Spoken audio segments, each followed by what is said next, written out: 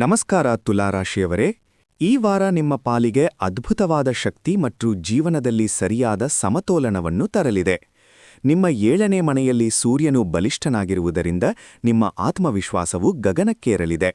ವೃತ್ತಿಜೀವನ ಮತ್ತು ವೈಯಕ್ತಿಕ ಬದುಕಿನಲ್ಲಿ ನೀವು ಎಲ್ಲರ ಗಮನ ಸೆಳೆಯುವ ಕೇಂದ್ರಬಿಂದುವಾಗಲಿದ್ದೀರಿ. ನಿಮ್ಮ ಆಕರ್ಷಕ ವ್ಯಕ್ತಿತ್ವಕ್ಕೆ ಜನ ಸಹಜವಾಗಿಯೇ ಮಾರುಹೋಗ್ತಾರೆ. ವೃತ್ತಿಜೀವನದಲ್ಲಿ ದಿಟ್ಟ ಹೆಜ್ಜೆಗಳನ್ನು ಇಡಲು ಇದು ಅತ್ಯಂತ ಪ್ರಶಸ್ತವಾದ ಸಮಯ.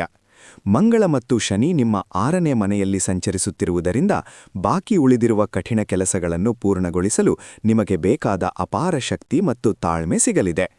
ಬುಧನ ಪ್ರಭಾವದಿಂದ ಸಂವಹನದಲ್ಲಿ ಸಣ್ಣಪುಟ್ಟ ಅಡೆತಡೆಗಳು ಅಥವಾ ತಾಂತ್ರಿಕ ಸಮಸ್ಯೆಗಳು ಎದುರಾಗಬಹುದು. ಆದ್ದರಿಂದ ಇಮೇಲ್ ಅಥವಾ ದಾಖಲೆಗಳನ್ನು ಕಳುಹಿಸುವ ಮುನ್ನ 2 ಬಾರಿ ಪರಿಶೀಲಿಸಿ.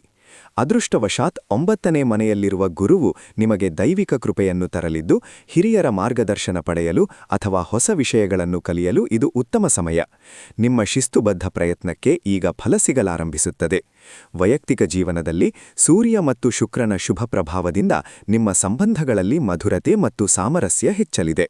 ಪ್ರೀತಿಪಾತ್ರರ ಜೊತೆ ಹೆಚ್ಚು ಸಮಯ ಕಳೆಯಲು ಮತ್ತು ನಿಮ್ಮ ಭಾವನೆಗಳನ್ನು ಹಂಚಿಕೊಳ್ಳಲು ಇದು ಸುಸಮಯ.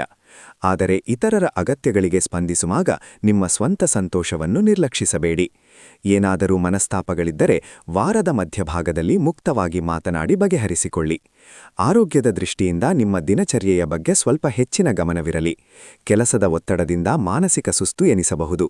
ಆದ್ದರಿಂದ ಧ್ಯಾನ ಅಥವಾ ಲಘು ಯೋಗದ ಮೂಲಕ ಮನಸ್ಸನ್ನು ಶಾಂತವಾಗಿಟ್ಟುಕೊಳ್ಳಿ. ಸರಿಯಾದ ನಿದ್ರೆ ಮತ್ತು ಸಾಕಷ್ಟು ನೀರು ಕುಡಿಯುವುದು ನಿಮ್ಮ ಚೈತನ್ಯವನ್ನು ಕಾಪಾಡಲು ಸಹಾಯ ಮಾಡುತ್ತದೆ.